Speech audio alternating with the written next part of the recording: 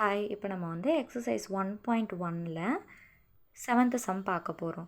இங்கே என்ன கேட்டிருக்காங்கன்னா, A equal to all natural numbers less than 8. Natural நம்பர்ஸ்னால் இயல் எண் 8க்கு லெஸ் தென் 8னா 8க்கு முன்னாடி உள்ள நம்பர்ஸ் வரைக்கும் எழுதணும். அப்போது என்ன வரும்? ஏ ஈக்குவல் டு 1, 2, 3, 7 வரைக்கும் வரும். 1லேருந்து 7 வரைக்கும். பி வந்து என்ன சொல்லியிருக்காங்கன்னா, set of prime numbers less than 8. பகா எண். ப்ரைம் நம்பர்ஸ்னால் பகா எண். ஓகேவா? அப்போனா பி ஈக்குவல் டு பகா எண்ணா என்னென்னா அந்த நம்பரால் மட்டும்தான் டிவைட் ஆகும். இப்போது 2லேருந்து 7 வரைக்கும் உள்ள நம்பர்ஸ் வந்து அந்த நம்பரால் மட்டும்தான் டிவைட் ஆகும், வேறு எதுலேயுமே ஆகாது. லெஸ் தென் 8ன்னு சொல்லியிருக்காங்க இல்லையா? அப்போது 2, 3, 5, 7 வரும். C equal to set of even prime number. இரட்டை பகா எண், ஈவன் ப்ரைம் நம்பர். அப்போது 2 மட்டும்தான் வரும்.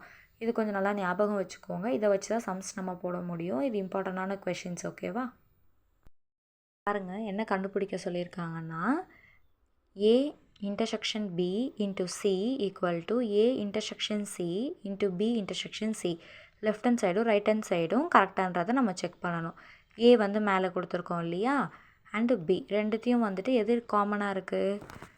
இது ரெண்டுத்துலேயும் வந்து 2 காமனாக இருக்குது, 3 காமனாக இருக்குது, 5 காமனாக இருக்குது, 7 காமனாக இருக்குது. எடுத்து எழுதுங்க.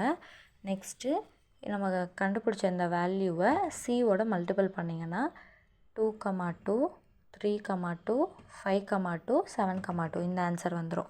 அடுத்து என்ன கண்டுபிடிக்கணும்னா, ஏ இன்ட்டு சியும் பி இன்ட்டு சியும் கண்டுபிடிக்கணும். ஏ இன்ட்டு சி மல்டிபிள் பண்ணி எழுதுங்க, பி இன்ட்டு சி மல்டிபிள் பண்ணி எழுதுங்க.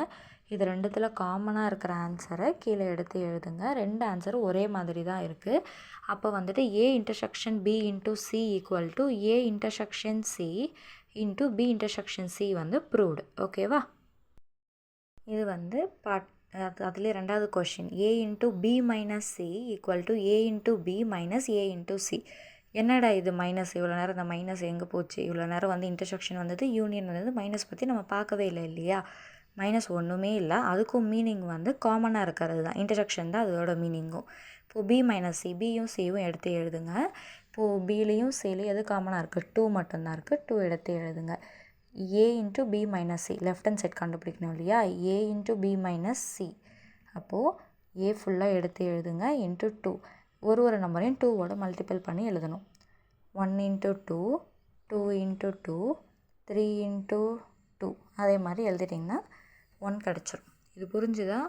A into B minus C equal to A into B minus A into C. பெருசாக டிஃப்ரென்ஸ் இல்லை. மைனஸ்னால் எதுனால புதுசாக இருக்கேன்னா பயப்பட வேண்டாம்.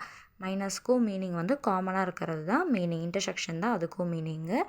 ஏலையும் பி அண்ட் சியில் 2 தான் காமனாக இருக்குது. அது ஏவோட மல்டிபிள் பண்ணி எழுதணும்.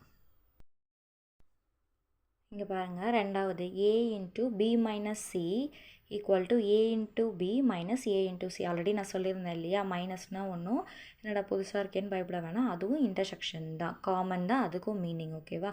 ஃபஸ்ட்டு ஏ இன்ட்டு பி கண்டுபிடிங்க. மல்டிபிள் பண்ணிங்கன்னா இது மட்டும் வந்து கொஞ்சம் பெருசாக வரும். ஏன்னா ஏல இவ்வளோ நம்பர்ஸ் இருக்குது. அது இந்த நம்பரோட மல்டிபிள் பண்ணும்போது இவ்வளோ நம்பர்ஸ் வரும். ஓகேவா? நெக்ஸ்ட் வந்து ஏ இன்ட்டு சி கண்டுபிடிச்சிங்கன்னா ஏவோட வேல்யூ வந்து 1, 2, 3, 4, 6, 7, 2 இதோட மல்டிபிள் பண்ணும்போது உங்களுக்கு வந்துட்டு இந்த ஆன்சர் வந்துட்டு வரும். இப்போது இது ரெண்டுத்துலேயும் காமனாக இருக்கிற நம்பர்ஸை வந்து எடுத்து எழுதுனீங்கன்னா உங்களுக்கு லெஃப்ட் ஹேண்ட் சைடு வந்த ஆன்சரும் ரைட் ஹேண்ட் சைடு வந்த ஆன்சரும் காமனாக தான் வரும். இது உங்களுக்கு புரிஞ்சிருக்கும்னு நினைக்கிறேன்.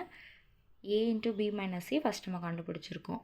ஓகேவா? இந்த சைடு ரைட் ஹேண்ட் சைடு உள்ள தான் இவ்வளோ பெருசாக இருக்குது. ஏ into B minus A into C. ஓகேவா? ரெண்டு மல்டிபிள் இன்னும் நிறைய நம்பர்ஸ் இருக்குது, அதனால தான் அப்படி லைனாக வருது. ஏ இன்ட்டு சி கண்டுபிடிச்சிங்கன்னா ரெண்டுக்கும் காமனாக இருக்கிறது எல்லாமே பார்த்திங்கன்னா அந்த ஃபஸ்ட்டு காலமில் இருக்குது பாருங்கள். 1, 2, 2, 3, 2, 4, 2, 5, 2, 6, 2, 7, 2 அது மட்டும்தான் ரெண்டுத்துலேயும் ஈக்குவலாக இருக்குது. அதை அப்படியே எடுத்து எழுதுங்க.